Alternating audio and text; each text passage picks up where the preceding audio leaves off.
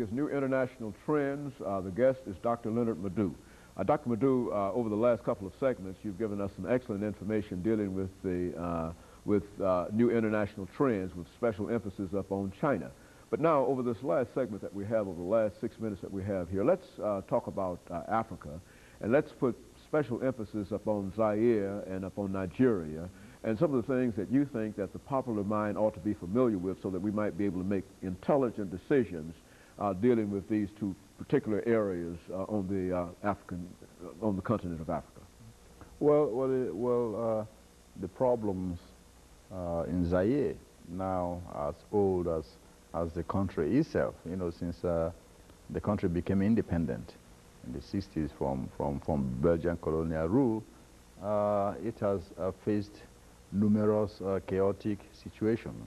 From 60 to 64, when that country, you know, was convulsed with internal political problems following the death of Patrice Lumumba, you know, and the rise to power of General Mobutu in the 60s.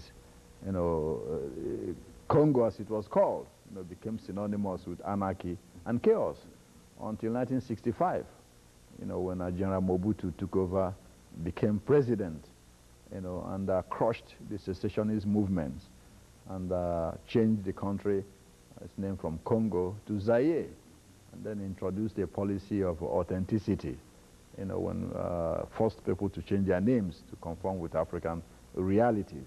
Since then, he's been in power, you know, until this rebellion started last October as a result of some political infighting, both in Zaire itself and outside the borders.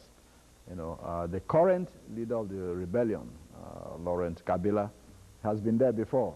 He's been there more than 3 times before. In fact, he was one of the rebel leaders against Mobutu in the early 60s after Lumumba was assassinated.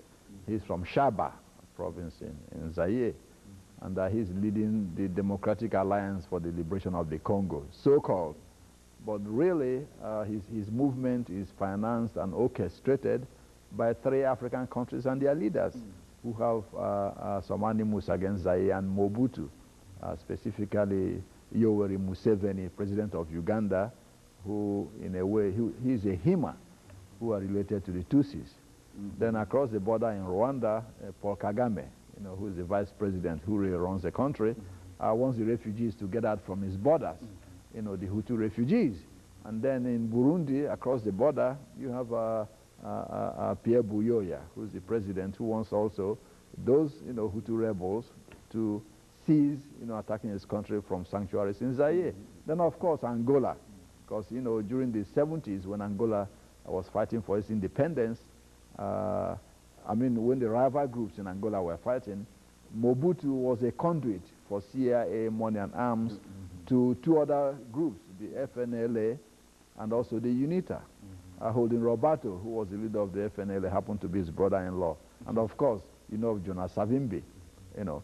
So what has happened now, you have a realignment. You have Rwanda, Burundi, and Uganda supporting, you know, the rebels to take over. And then you have Savimbi, who has been under pressure in Angola himself, sending troops to help Mobutu, who has been financing him. You see? So, but really, the catalyst that started the present movement came as a result of an order issued by Zairean authorities in the Kivu province to deny citizenship to Tutsis who lived in the area. They've lived over there for about 300 years. So that was the catalyst, really. But this has been planned for long by the governments of Uganda, Burundi, and, you know, Rwanda, because... Well, Dr. LMadu, all of this seems to create a foundation for nothing but chaos. How do you, and what are some of the solutions over the next 2 minutes that we have of getting out of that kind of situation? I mean, how do you see the outcome of all of that? Well, I think inevitably 2 things will happen. Either Laurent Kabila and his group take over the government of Zaire, or there will be a negotiated settlement and a broad-based coalition government. Mobutu just appointed Etienne Tshisekedi as prime minister, who has, you know, he has a broad popular support around the country, in place of the former premier, Kwengo Wadongo, who was accused of having Tutsi sympathies because one of his parents happened to be Tutsi. You know, however, that relates to the Nigerian problem. You know, last week, to say specifically, there was a local government elections in Nigeria that will lead to, you know, a handing over by the military to an elected civilian democratic government next October. This is very significant because that has been one of the reasons why the United States government has failed or refused to certify, Nigeria, as you very well know. So this is a movement in the right direction. While some people are still calling for the reinstatement of the cancelled elections, one has to understand that there's no going back now for the Nigerian government because the government, including people like me, see it as a double, game being played by Western countries when it comes to Nigerian democracy.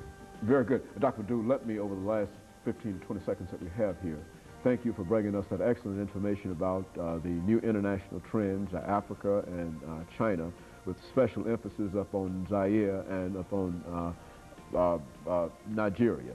And let me encourage our audience to tune in again next week for another informative edition of Comments. Thank you and good morning.